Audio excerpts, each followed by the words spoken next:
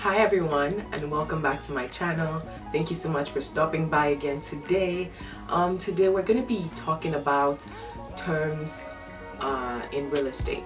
So when you hear an agent talking to you and you're curious, what does that mean? Maybe they say something like assignment clause, or you're trying to sell your pre-construction and they're telling you about development fees and all those things. Today I'm going to be talking to you about what these terms mean, what some of them mean. So right before we start, I have a couple of terms that I wrote down on my phone, so I'm going to be looking at it just to talk back to you, so I don't forget what I'm trying to say. But before we start, don't forget to like, share, and subscribe to my channel. Share it with your friends, your family members, anyone that you know that would find any of the contents that I'm bringing very helpful and informative. Okay, let's start now. So the first term that we're going to be talking about are assignment clauses. So what is an assignment sale? In real estate, when an assigner is selling a property to an assignee, an assigner is someone that is doing the transfer of a property from one owner to the other before the property closes. So and an assignee is the person that it's being transferred to, right? So if someone is assigning a sale that they bought, for example, a pre-construction, they're assigning it from one person to another because the person that bought it is not able to close on that property. Then they have to put it on the market and look for a buyer for that property, right? So that's what they call an assignment sale. And in pre-construction, when you're signing a contract before you buy your pre-construction, if you're someone that you think that you just want to have that safe cushion in case you're not able to close, maybe the pre-construction is going to be closing in like 3 years from the date that you signed the contract, you want to be sure that you're covered, right? So if you're looking out for things like the pre-construction clause, ensuring that the builder has that in place for you so that in case anything were to happen, you're not stuck with closing when you can't close, right? And if you can't close, then all the money that you've been paying, ends up going to the builder because you're not able to close, and that's a default on your end, right? So that's one thing to look out for. Another thing that I'm going to be talking about is title, right? A freehold title is a title, it's an interest in land that gives the owner full and exclusive ownership of that land for an indefinite period of time.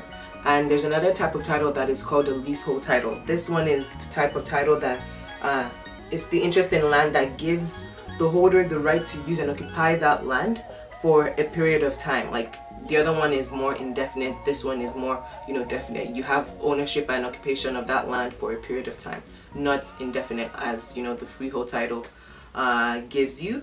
Another thing that I'm going to talk about is title insurance. This is pretty much you just having insurance against loss or damage that might arise between the time that you own that property, that you have that title on that property, on that real estate, right? That's that. And it also protects you against any defect in the title. Like if there was something wrong on the title, it protects you against any encumbrances, any previous liens that might have been on the property. Another thing that I'll talk about, I'm going to talk about the different types of properties that you have. When it comes to residential properties, you have the single family detached homes. These ones are also called detached homes, right? They're standalones. When a house stands by itself, that's called a freehold. That's called a single family detached house, a standalone, a detached house, whatever you want to call it, right? Another type of house would be a semi-detached. This is when two houses are joined together, and they stand alone, but it's two houses together. It's semi-detached. It's not fully detached on both sides, right? It's just one side that's fully detached, the other side is not. Pretty much as it said, semi-detached, right? Another one would be the condominium. So a condominium is a type of real estate a real property that you own a part of. So you own the unit, you own a specific unit or a number of units. If you own a couple of units in a building, you own the units and also share the ownership of the common area with other owners.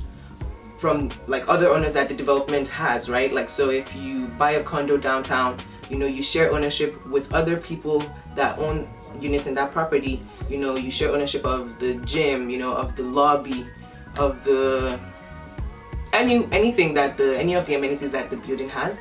You share ownership with it, and you share the maintenance cost in, you know, ensuring that, you know, those things are also maintained well, because you're not the only owner, right? Every other person has to chip in, right? And that's what that actually leads me to speaking about maintenance fees.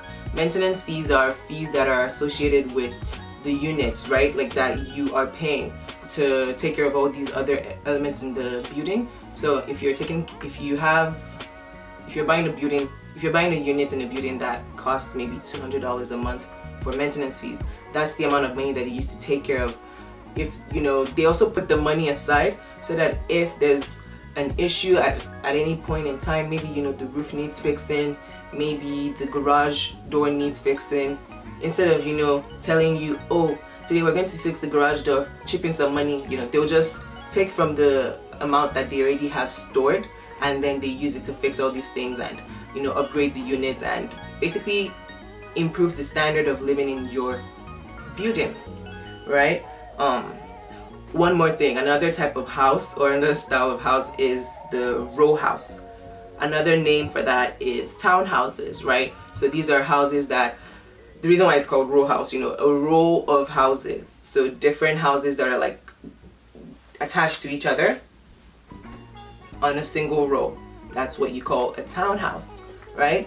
Townhouses also, sometimes, you know, you can have a condominium townhouse and you can have a freehold townhouse. A condominium townhouse, you know how condominiums have you know, maintenance fees, right? So if you're getting a condominium townhouse, they would also have maintenance fees because, you know, they have a common shared area. Maybe they might have a gym facility, you know, that everyone in those townhouses can use, you know, then there would be a maintenance fee for that. You know, if they have to take care of, you know, your grass and all these things, they could also factor it in. Or, you know, now there's another thing that's actually starting, or that I've noticed, which is the POTL fees. It's the portal fees. So it's the fees that, even if you're buying a freehold townhouse, some developers are actually charging that, and that fee is just to take care of the maintenance of to maintain the surrounding, you know, if they need to cut your grass, they need to mow your lawn, right? If they need to,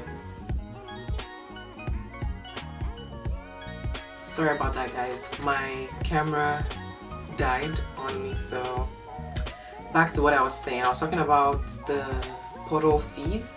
So those are the fees that pretty much are assigned for the maintenance of the surroundings of your property, right?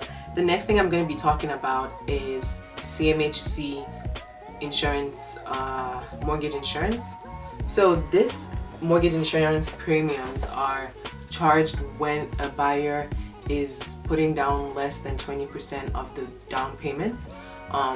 So if you're putting down less than 20%, then you would have to pay the insurance fees, which are charged on top of your mortgage. So if your mortgage was $500, right, and then it would be charged on top of it. So that means your mortgage would be more than $500, to be at like whatever the rate is at that time of your purchase. And it's also dependent on the purchase price of your property, right? So that's also something that you need to factor in when you're buying a property. You need to know that if you're putting in less than 20%, you'll be paying the mortgage insurance. And this mortgage insurance is to cover the lender. So it would be, if you're going through a bank or a private lender, that's to cover them, just in case there's a default on your mortgage payment. What else? So another thing is closing costs. So in addition to the purchase price of your home, you would have to factor in your closing cost as well.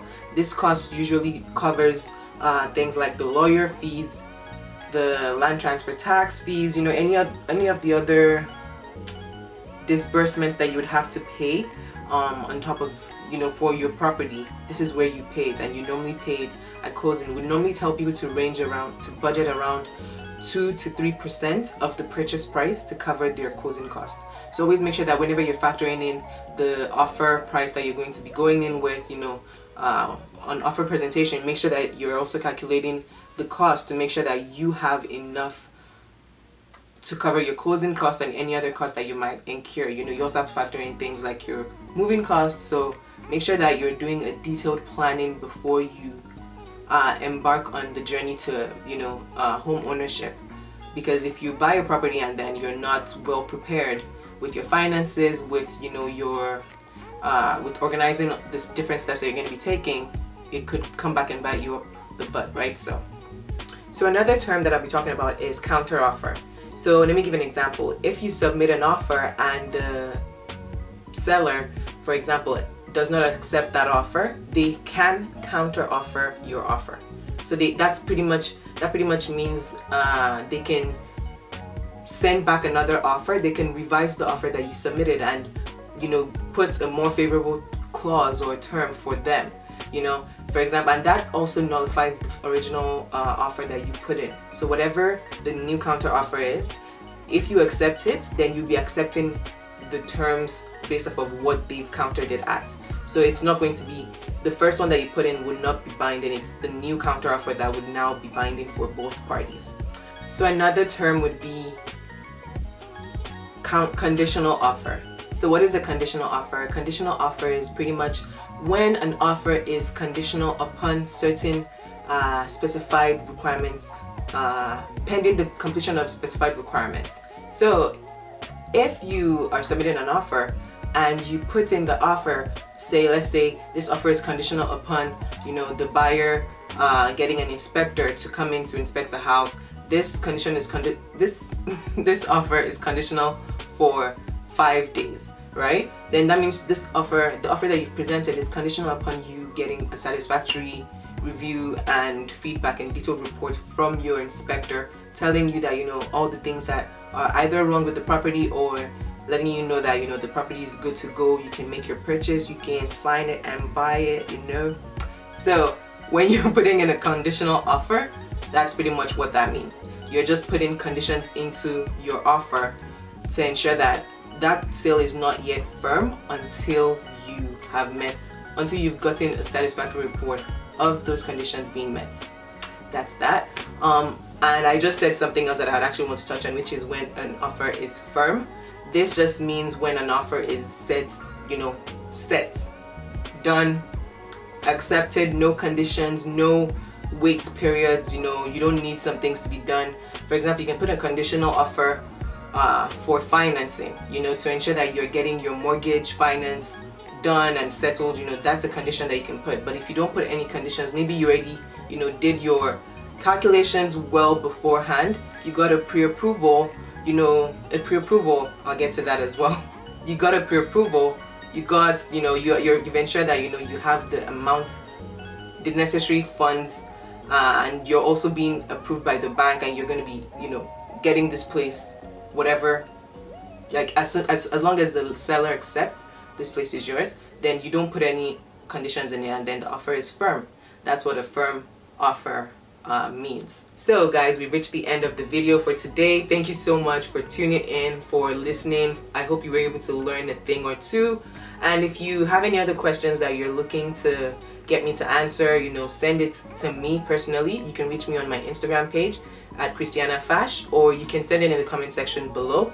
Anyhow you want to reach me, feel free to do so. And I'll see you guys in the next video. Don't forget to like, share, and subscribe to my channel. Thank you so much for continuing to support by watching. I really appreciate you guys.